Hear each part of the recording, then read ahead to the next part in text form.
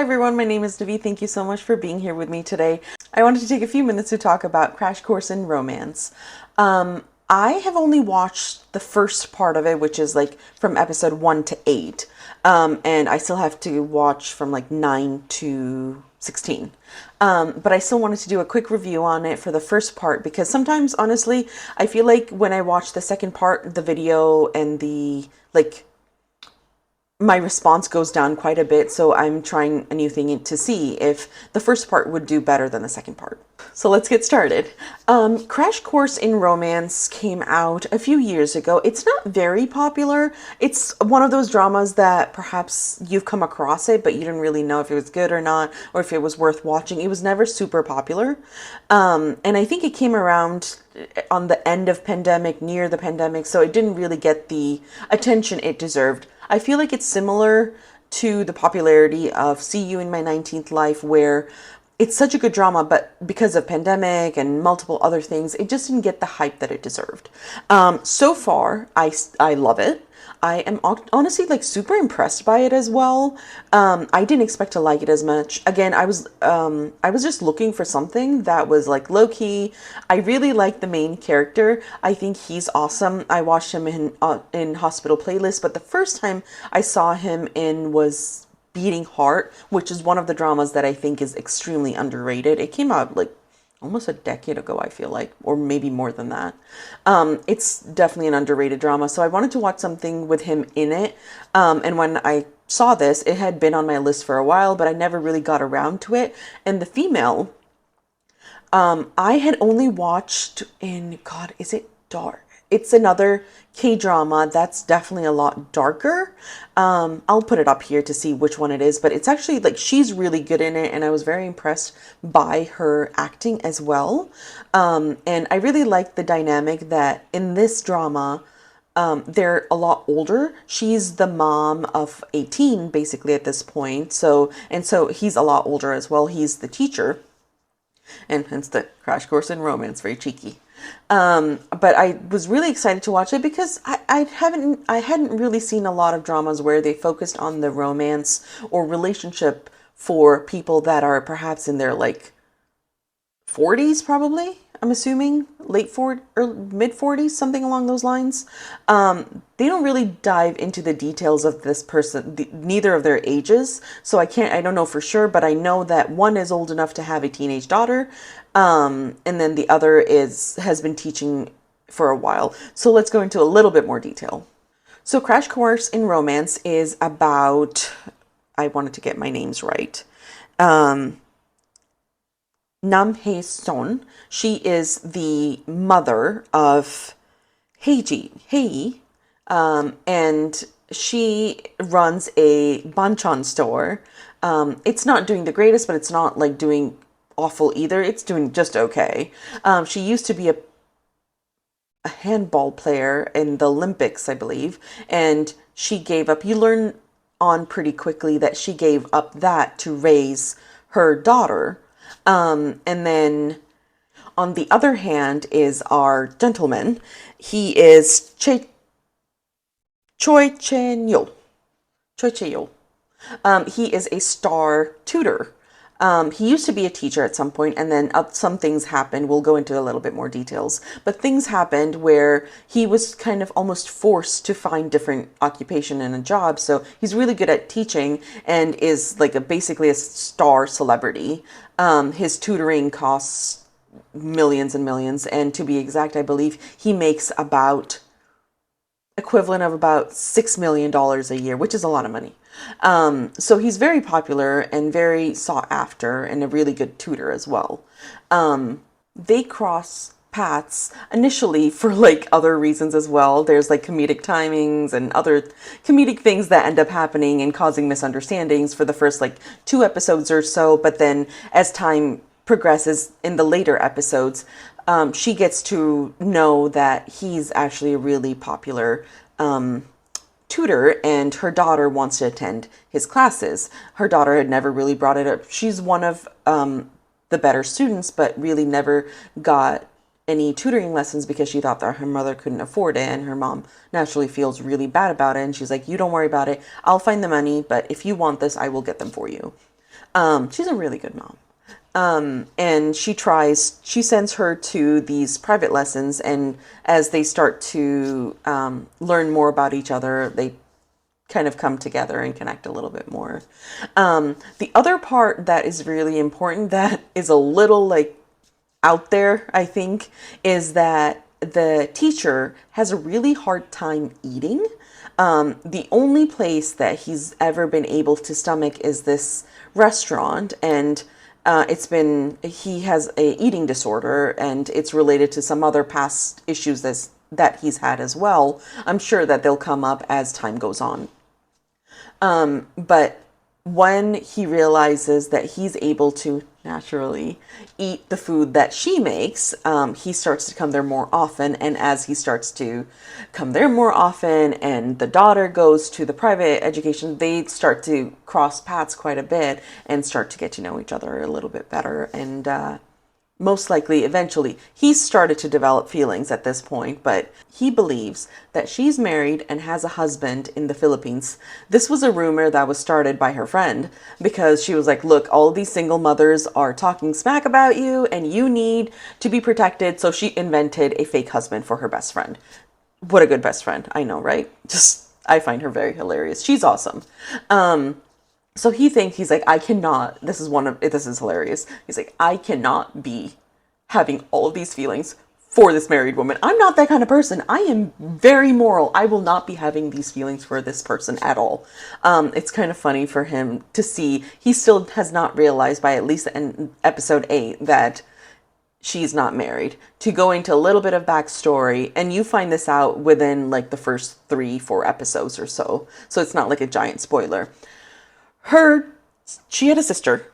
The sister had the baby and then brought her in a few years and dropped her off with her mother. The mother passes away, so the responsibility goes to the other sister. So the daughter ended up actually asking the aunt if she could call her mom. And she's shouldered the responsibility of having this kid. She's basically mom at that point. And they have a really close bond, but naturally, there's always this like tension that the teenage kid feels that that her mom left her, and that it's just really sad. But that's kind of the story. It's really fun. It's really cool. It's very interesting. I love the comedic timing. I love the stories behind it. The other part is that there's the teenage aspect of it as well. There's the mom and the teacher, and then that focuses mostly, I'd say, about like 30-40% of the story on that. Okay, I take that back. It's more of like 65% of the story on the main male and female that are older. And then there's the story of her daughter and her friends as well. And what issues that they're going through. And there's these like hi-fi moms that are just like, our daughters and our sons deserve the best, and I will get them the best. And they're awful and you dislike them, but at the same time, as you start to get to know their backstories, you feel a little sorry for them as well. So so far there doesn't seem to be any like villain in this story, and I'm hoping they keep it that way. It's more like multi-dimensioned rather than just very straight shot. The other part that is very interesting about this is that there is a mystery. So the thing that caused the teacher to almost quit teaching and become a private tutor is like one of his students that he was extremely close to died, and she committed suicide. We don't know what happened yet. She committed suicide, and he feels very guilty. He didn't really have a part in it, but he feels very guilty that he was a part of this situation. And there's also the other part that a few days later or so, the mother committed suicide, and initially it was ruled that the son was the one that killed her, but he was acquitted. So there's also that mystery aspect of it as well. So if 65% of it is romance on the main male and female, there's like 15 to 20% of it in that teenage part, and then like 10-15% of it is the mystery part as well. But I have a feeling that as time progresses and I get through the episodes, it's going to be more focused on the mystery aspect of it, and like the thriller and who killed whom and what happened and how did they die, rather than the romance aspect of it. And honestly, I'm like perfectly happy with that. I like that they center it on romance in certain parts, but it's not all there is about it. There's more to it than just the romance part. And I love that. I love that it's about the like dynamic between the mother and the daughter, and the dynamic of the teacher and his past, and also these mothers that are trying so hard to get their daughter and their son to have the best education possible and give them a leg up in this awful admission process. And then on the other hand is like, okay, who killed whom and what happened? And there's private investigators investigating why they're here, what happened, and who's the cause. And there's a mystery of all of this. So I'm like super excited to finish the rest of it. I'll probably finish it during this weekend, and I'm like really super duper excited for it. So I just finished the full-time wife escapist in the Japanese drama, and I was like super happy with the female character because I love strong female characters, more the one that are like three-dimensional, and they actually have more depth to them and are not just a damsel in distress. And honestly, I can say this about this person as well, the main character. I think she is awesome. She's really awesome. She's a little bit crazy, but not just like the right amount as well. You're not like, I don't know if I would do that, but it's more like, oh, you're kind of funny actually. She almost harasses the teachers when something happens, and she's like, you will give me an answer, and you will give me one now. And she's definitely a mama bear, but she's also very sweet and very carefree in her own way as well. And I actually really like her. I was really impressed by how much I liked her. I didn't expect it to like it as much as I do, and that was really a shocker, because usually like I feel like dramas similar to this that have like titles like Crash Course in Romance and things like that usually aren't that great. They're okay dramas they're like a 6 or a 7, but this one I'd probably give like an 8.5 so far, almost a 9 honestly. The only drawback that I think it has is it needs some like fine tuning of the story a little bit, maybe some better music as well. I think like would tie the story together and the scenes together, but a little bit better cinematography. While cute, I think the food part is a little bit out there. Maybe they could have found a little bit something more realistic that would connect the two together rather than just like food. Just to give a little bit of a backstory, the restaurant that her mom owned, he was a regular, and it was the only place that he could really eat that he could afford. He had no money while he was going to college, and she would feed him for free basically. And it's the only food now that he can stomach for the most part.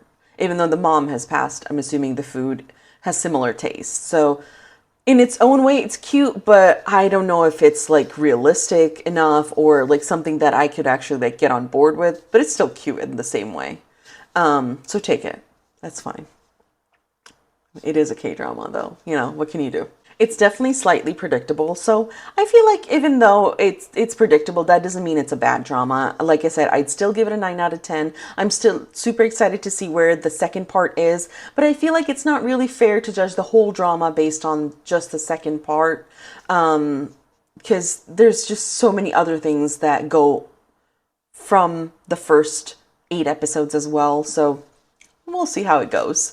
I'm still like super excited for it. But if you have watched this drama, let me know in the comments below what you thought about it. If you liked reviews like K-dramas or Japanese dramas or honestly any kind of TV shows, give this a like and a thumbs up, and subscribe for more videos like this and any kind of reviews. And I do reactions sometimes, but they just take so long. It's just so much easier for me to just sit down and watch the drama and do a review, which I actually like talking about it.